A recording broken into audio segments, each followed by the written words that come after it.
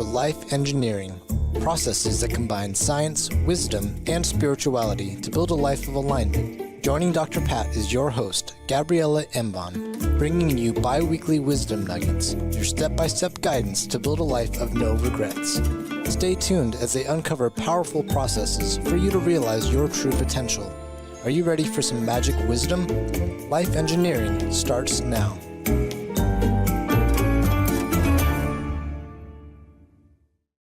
Welcome to Life Engineering. I'm Dr. Pat. I'm just going to tell you one thing right now, and that is this show, this episode in particular with Gabriella, this is a must. Before I tell you about that, I want you to make sure that you visit coachingacademy.net. coachingacademy.net. You'll hear more about it. Today's episode, are you ready for this, everybody? This is it. Best practices to end the year gracefully. Get your pen out, write some stuff down. Not sure what you're going to write down, but I want you to get ready because ending 2023 gracefully is a must. Gabriella, right? So Absolutely. important. So important. The way you end it sets the tone for the way you start it. And let me just start by saying I woke up really excited about this episode today. So thank you for sharing this excitement with me. And I hope we pass this on to our listeners. So important. I love what John Miles says. Strong beginnings are ideal, but having a strong finish is epic.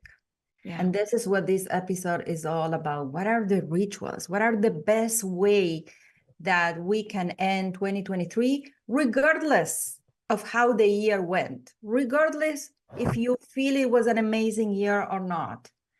Because rituals are extremely important in our lives. And we know this, right? Forever we had, as humanity, we had rituals. They connect us to the present moment. They give meaning to our lives. They ground us. And they provide that meaning and avoiding, in order to avoid drifting, drifting where, imagine if we had no rituals, we would just go, right? We wouldn't stop and celebrate or look back. It would be a continuous life. So rituals are extremely important in creating a life of intention and of course not a life of inertia. Let me just mention something real quick because people get a little bit confused about what we mean. Now, I'm going to give you an example and you run with it. Okay. Returned recently back from the East Coast and Linda and I both, Linda's sitting down the hall now. So here's Sunday. Out of everything we could have done, I said, can you please help me? I want to clear things out. Can you help me go through my closets? Can we give things to Goodwill? We have a Jessica pile. Now, people may think that we're thinking other kind. This was a ritualistic day for me, and it was amazing. And we still continue to do it. Second ritual, Sierra, Emily, Jessica, like holiday. This is Christmas, holiday season. They're like, can we have a tree? So can we talk about this? Sometimes when we say rituals, people think you got to go to Peru, like for a week. No. One of the rituals we love in our family is movie night, movie pizza night, right? And it's a thing our kids know. And this is the time when we just say the words movie night. It's obvious we're going to eat junk food. And it's obvious we're going to eat while watching TV. And that we're going to be together and we're going to have to decide on the movie together. So they have meaning. And I think we should have rituals for ourselves, rituals for our family, for our couple, at work. They really give a lot of connection. They connect us with people and with the present moment. They give so much meaning to our lives. Yeah. They fill you up. Didn't you feel great after that day? I'm still feeling great. And, can I just say this, because I don't want to take up a lot of time. There's so much to cover here. But can I say this? This is my best friend. And we've both been under a lot of stress for a lot of reasons that have nothing to do with what we're building here. Linda has come back from, basically, Mary Jane says she literally has come back from the dead from May 19th. And so there was something about starting 2024 or the new year that was important, but I can't explain it. When people ask me, I don't have a logical reason. So can you talk to that part of the ritual? Because sometimes you just feel Like I've got to watch a movie tonight with some popcorn and the movie is going to be called The Creator. I don't know. But can you talk about this and how important it is? And also, it doesn't have to be perfect. Oh, no. It does. Well, perfect is a need of the brain. What is Yeah. perfect, right? Rituals are just about connection, which remember that episode we did about finding joy, which is about staying whole, even when difficult times, when we're dealing with difficult times, rituals help us stay whole, right? These are the moments when we stop, no matter what's going on, and we do what we do. So extremely important. And I can't wait to share. We're going to be sharing 4 rituals on how to end the year strong. Of course, these are mine, but you can take all of them or the ones that work for you. This is more for our audience. These are suggestions. And the first one is, of course, doing an year review. But when we look at the year review, we want to look at the wins. We want to look at the lessons. We want to look at the most magical moments. We want to look at the growth. And this looking back, of course, is so important because we always see we are able to connect the dots. Looking back help us connect the dots. And it helps us realize how much we have grown and advanced, whether we accomplished the goals that we had set or not. So this is not about saying, oh, this was my manifesting list and I only manifested a third of that.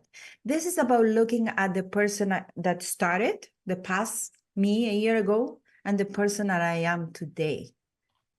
That's very empowering because as we're doing so, we're building the type of motivation that keep us going.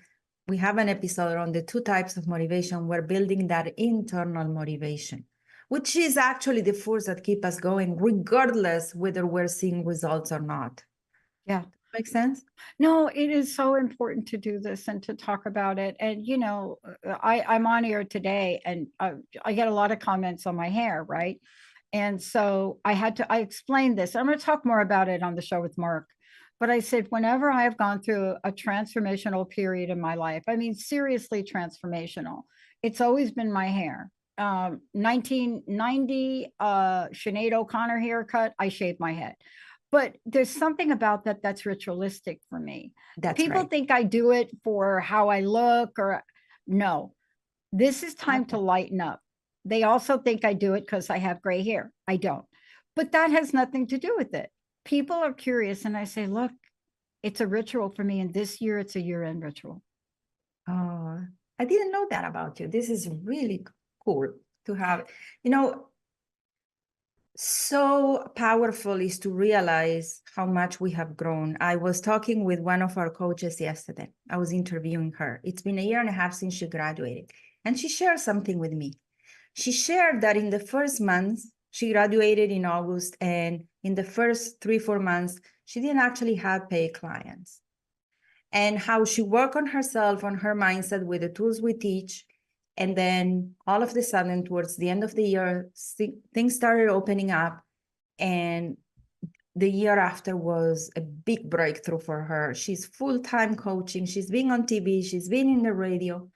And I said to her, imagine if in those months that you saw no results, you have quit. You wouldn't be where you are today. So again, the idea is that we have permission to continue even when we don't see results, right? You know, and by going and looking back at how much I have grown, even if you didn't accomplish your goals, the goals you have set, even if you didn't reach the targets you have put for yourself, when you go back and you look at how much you have grown, how much you have shed, transformed, let go, you're going to have that internal force, internal motivation to keep going and not quit. Let's keep going here because you said something important.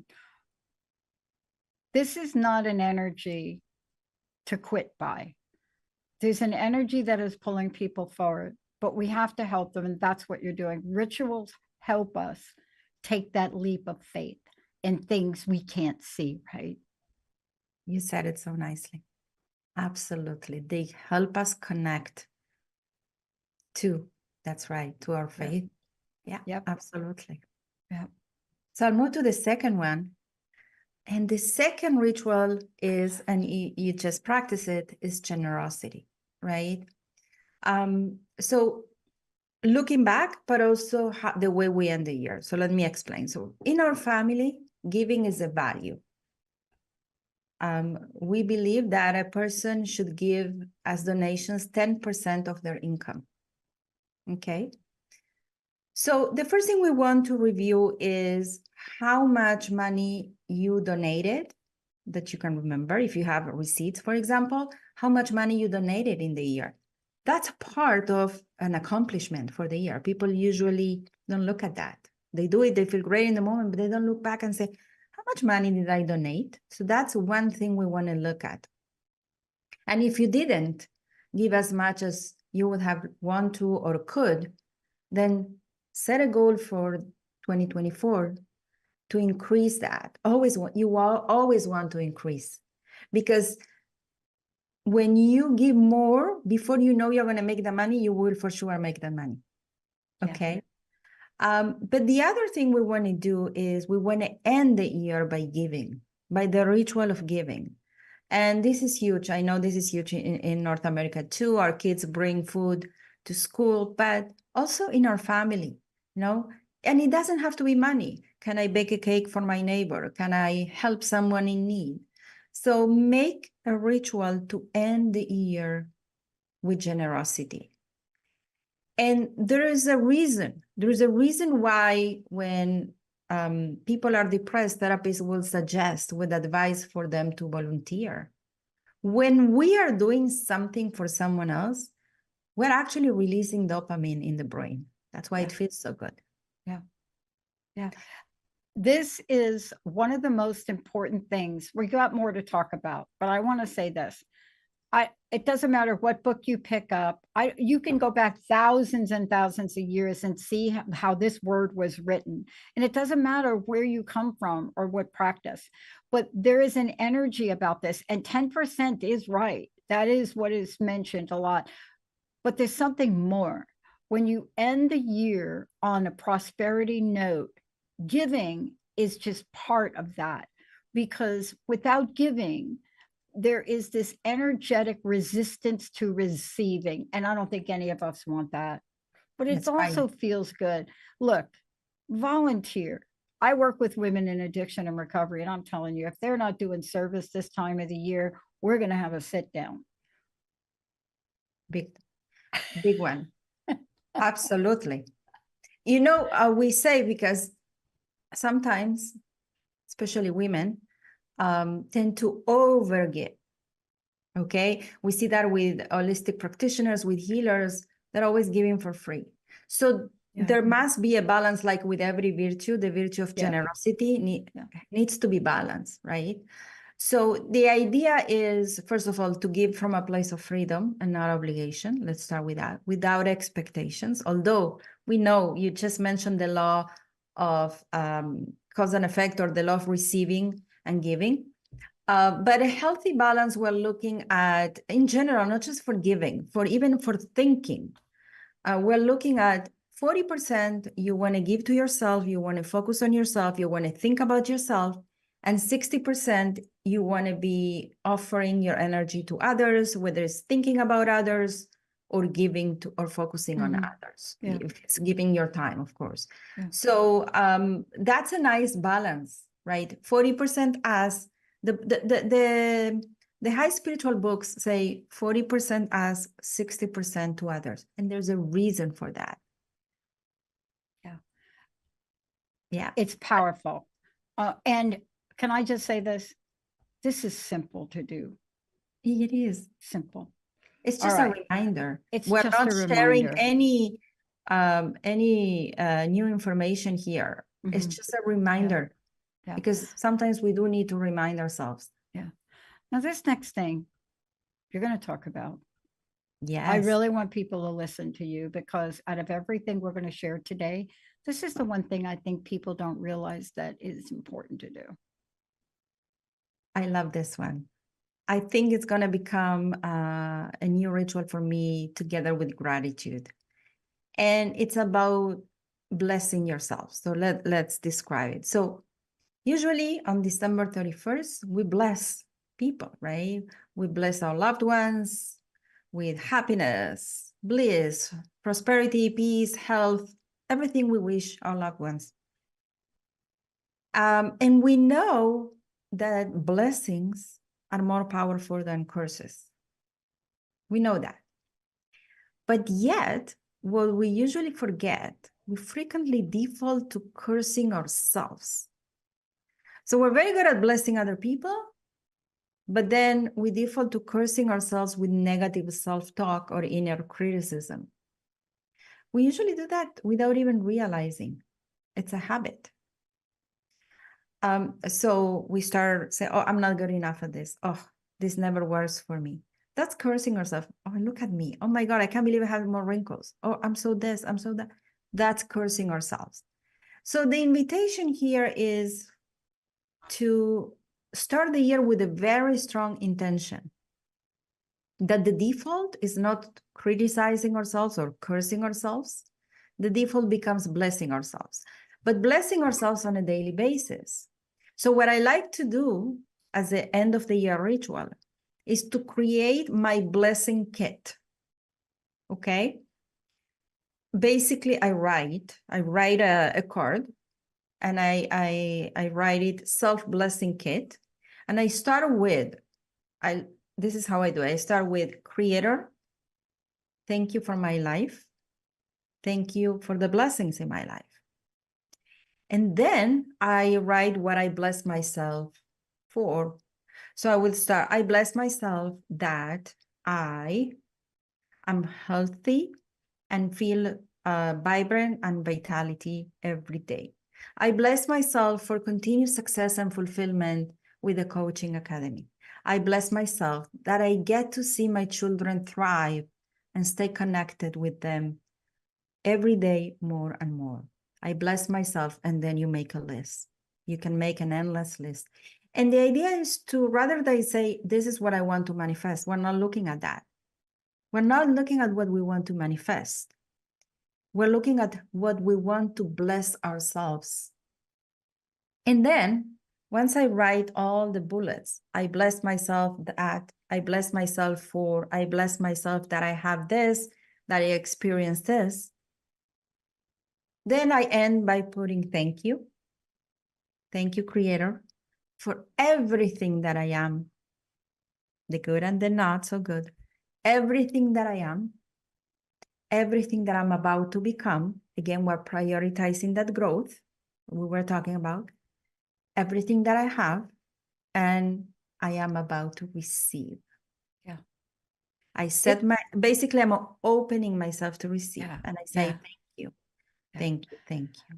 And you know what? That is really all that we need to do, because the next thing that you're talking about is to plan the year. You see, but it's so much. I think if you don't do these first two things we've talked about, we're not an open vessel to plan for the next year, are we? That's right. That's why the order, you got it. The order is the preparation for us to then plan the year. We said the more important things, we set ourselves, like you said, to create that container to receive, to create that mindset to receive. Let me just finish by saying that blessing card that I write, I usually put it next to my bed. And I will read it every morning or night or both, whatever works for you. Make it a sacred ritual. Now, people are familiar with the ritual of gratitude. This is a little bit different. Yes, it is. Yes. Because using the word bless on a daily basis, because you're reading that word, and if you're even saying it even better, when you're saying the word bless, that helps us feel and embody that energy. It helps us feel blessed and embody bliss. And that's what we want, right? Totally. And the word itself is high vibration frequency. Absolutely. Completely. I love it. Absolutely. Right. So, okay. So once we've done this, we have prepared ourselves, mind, body, spirit, to plan the year. So now we're going to come from a different place and Mhm. not just from our mind and ego. And people usually ask, what do I want? What are my goals? What do I want to accomplish? I recently started using a different word. So it's a slight variation of what would make me feel lucky in I love this 2024. question. I love that you did this. I am so loving that you did this. When I looked at this, I said, is she really going to ask this question? It is a different feeling. Go ahead. Tell us why this question has Let me become tell so you how I came important. up to this Yeah. question. Because Yeah. I was doing a session with a client. And in the first session, we do an exercise called The Coaches Know the Highest Vision of Your Life. And I was asking this person to envision the most graceful vision of their lives, and they were having a hard time. So then I realized I needed to change my question because the words I was using they were not resonating with her. So I said, you know what? What's going to make you feel lucky in life? What kind of life will make you feel like you're really, really lucky? And I could see the shift in her energy. She was able to go there right away. And I said, I wonder if we start asking this question more often rather than what do I want? Because that's not always easy to answer, what do I want? And not only that, sometimes we default to what we're conditioned that we should want. Yep. But with lucky, we're detaching, right? Because luck, we see it as magic. Yep. So what would make you feel lucky in 2024? That when you look back, when you do the year review, you would say, oh my God, I'm so lucky I lived that year. I love this question because you know what it does, and I know we're going to talk about some other things, but what it does is it removes the barriers that prevent us from really asking what's in our heart desire. It removes them because now we're talking about something that is basically a different energy and unlimited, right? That's right. It's that unlimited energy. Absolutely. Although I think we build a lot of our luck, but yes. So, so you really want to open that question in your journal and leave it open, okay? Leave it open for you to come back to it because answers are going to pour whenever you least expect it. And then, of course, from there you go, okay, what would be a game changer for me in each aspect of my life? That's another way you could ask, what would be a game changer in my personal life, in my social life, in my career? And then you want to narrow it to where do I want to see myself? What's the first milestone? Where do I want to see myself in 90 days from now? Don't try to do an action plan for the entire year, just the first 90 days. What do I want to focus on the first 90 days? Remember, your brain sees the future self as a stranger, so don't go too far, okay? Where do I want to see myself in the next 90 days? So that would be the fourth ritual. Yeah, I love this because it brings us to the end of the year. And I think there's a story you share every end of the year and you send out. Let's talk about that because it's a beautiful one. Yes, every end of the year I send the same story because I want to hear it every end of the year. So I'm going to tell the story. I don't even remember where I heard it years ago. So a man walks into a store and it's actually amazed by the beauty of the store. It's sparkling, it's beautiful, it has a special energy. So he approaches the salesman that is on the counter and asks the salesman, what do you sell here? It's not very clear. The salesman's response, we sell God's gifts. And the man asks, well, how much do they cost? How much are they? The salesman replied, they don't cost anything. Everything at the store is free. So the man looked around and saw big containers of love, jars of faith, packs of hope, boxes of salvation, lots of wisdom, bales of forgiveness, big containers with peace, and many, many other gifts. He was, wow, I want it all, right? He was so amazed by the wonder, then he decided to place an order. And he said to the salesman, please, I would like to take the biggest container you have with love, all the forgiveness bales, a big jar of hope for me, for my friends, and my family. Okay. The salesman went behind the counter, prepared the order, comes back, and gives the man a small package, small enough to fit in his palm. Now, the customer, the man, looks at him with disbelief and doubt, and he asks, but how can everything I order fit in this tiny package? So the salesman replied, he smiled at him, and then he replied, in God's store, we don't sell fruits, only seeds. Plant them, and you will see the fruits you desire.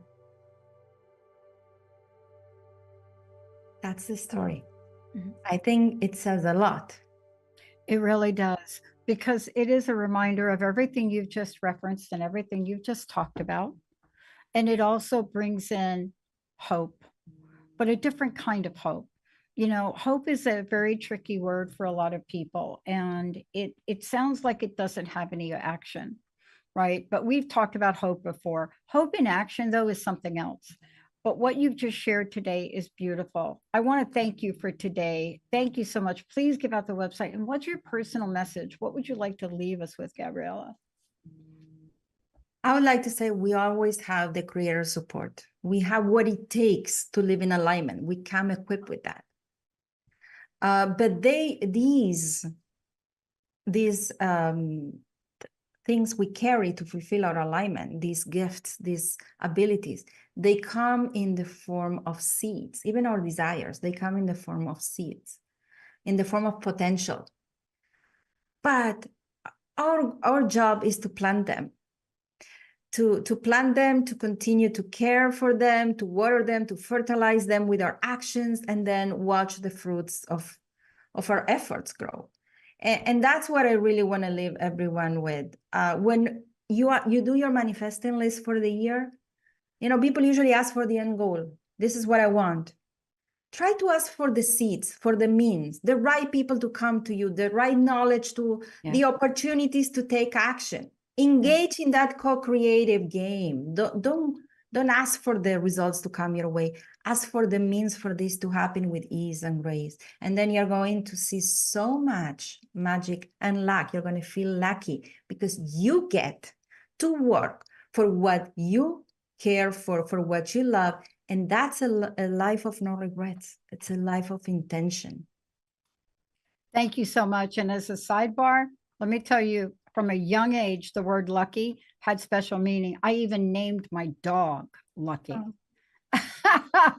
Happy holidays, Gabriela. Thank you so much. Holidays. I have to go back over this because this is a new ritual now for me to incorporate. And I have to tell you, I've never been more grateful knowing that I'm sitting here today and my best friend is 3 doors down. And when I arrived on May 19th, Mary Jane Mack and others didn't know if she'd wake up the next day. That's how ill she was. This is a very special time for me, but I hope it's a special time for all of you. And I think, and I know Gabriela has made this a very special message. Thank you, Gabriela, so much. Thank you, Dr. Pat. Emily, thank you for running this show. And to all of you out there, we've got lots more. We have so much planned for you. Gabriela is outstandingly featured as part of that because we're not giving up. We're not going away. And we're planning a year that is not for us. It's for all of you. So thank you for being the best audience on the planet. Namaste to all of you. You have been listening to Life Engineering, processes that combine science, wisdom, and spirituality to create a life of alignment on TransformationTalkRadio.com. Join host Gabriela Embon and Dr. Pat every first and third Tuesday at 11 a.m. Pacific for bi-weekly wisdom nuggets on how to create your perfect synergy between your mind, body, and spirit in order to realize your true potential. For more information, visit Gabriela at coachingacademy.net.